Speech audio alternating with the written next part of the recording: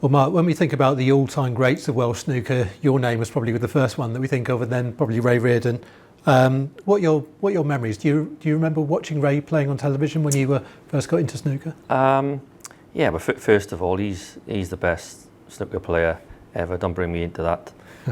He's without doubt the best. Yeah, he's the reason why I think most of us players that are around now, like Matthew Ryans and stuff like that, watching him is the reason we got into the game. And like I said, he's not just for me the best snooker player Wales has ever produced. He's one of the best Welsh sports people that's ever come out of Wales. I don't think he gets enough recognition for it, to be honest. If he was a rugby player or a football player playing for Wales, it'd be a different story. But for me, he's one of the best Welsh sports people to come out of Wales.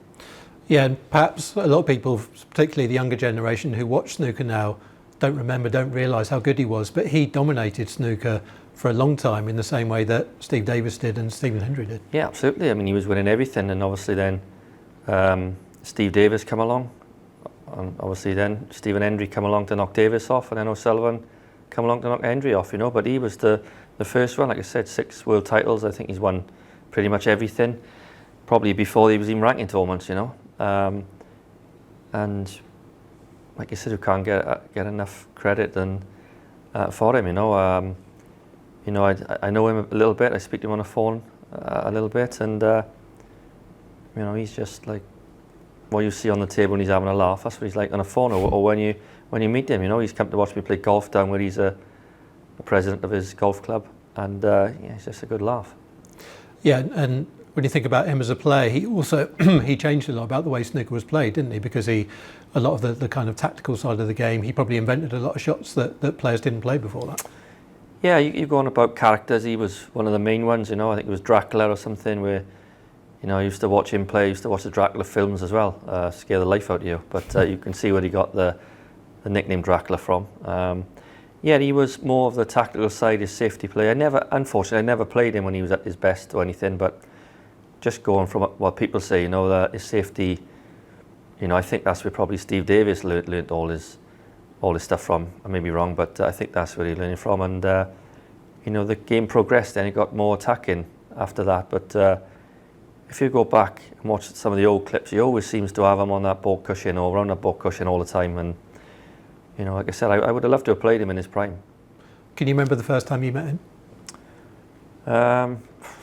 No, not really. I know he's come to my club a couple of times because he used to have a friend that was quite ill, and he used to visit him in Cwm, actually, where I actually from, 4 or 5 days a week. So I used to see him there. He come to the club. I used to practice in Tredegar, not far from where I am now. I can't remember the first time I've met him, but I met him obviously lots of times. But the first time, it would have probably been at some tournament somewhere, just as he was probably finishing or around with someone else, I'm not sure. And perhaps your affiliation with Ray and with the people generally of South Wales goes a bit beyond snooker, because he was a miner, of course. I think he went into the mines when he was 14. He's from your neck of the woods, Tredegar. I think there was a story about that he was trapped in a mine for 3 hours when he was 25, very lucky to still be alive. Of course, your father was a miner. Potentially, if you hadn't been a snooker player, you would have been a miner as well. Yeah, absolutely. There was nothing else really to do in the valleys back then. It was mines or steelworks, really. My grandfather was a miner. My father was a miner. Obviously Ray was. I mean, there was a lot, I think Terry Griffiths was a bus conductor. I'm not sure if Doug ever went to the mines, I'm not 100% sure, but them three, like Griffith, Reardon and Mountjoy was from Ebervale, Griffiths from Tredegar, it was only a couple of miles apart. Cliff Wilson, I think, was from Tredegar as well. I'm from Ebervale, it's all within like 4 miles of each other. So to keep producing Welsh snooker players is mad, really. But like I said, I read the story he said where he was trapped in the ground for ages, and he was lucky to be alive. It's just funny how things happen in this life, isn't it? I mean, he could have been dead 1 minute, and then 20 years later, he's 6 times world champion. Mad. And I wonder whether, having had that background and what happened to him there, and in those days people maybe didn't turn professional until they were in their 30s. that when he became a snooker player, it was all, perhaps he had a different attitude to the game in the same way that you do. You know, missing a black off the spot is not that big a deal when you, after what he'd been through. Yeah, I think, like you said, he made most of his money on exhibition circuit rather than the tournaments. He pretty much sort of put snooker on the map, really, for people to watch. Then obviously you had Alex Higgins, Jimmy White come along, Steve Davis. But he's the first one to actually, I think, to put snooker on the map, him along with Alex Higgins, you know.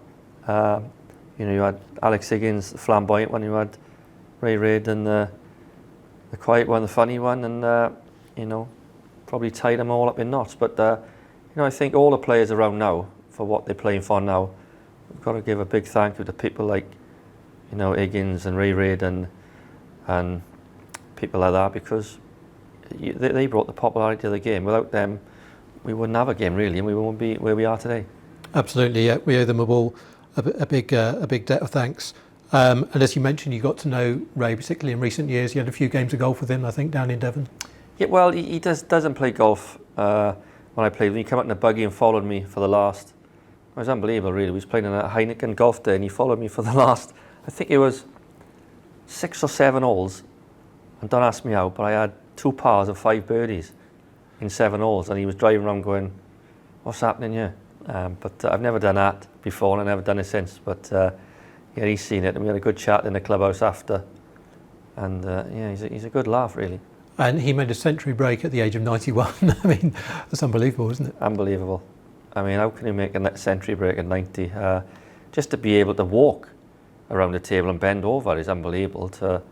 And sort of make breaks like that is unbelievable. I think he was playing golf until he was like 88 or something. I think he fell over around the green, busted his hips. We had an operation on his hips, something like that, and he couldn't play again. But he was still playing golf at like late 80s as well. Unbelievable.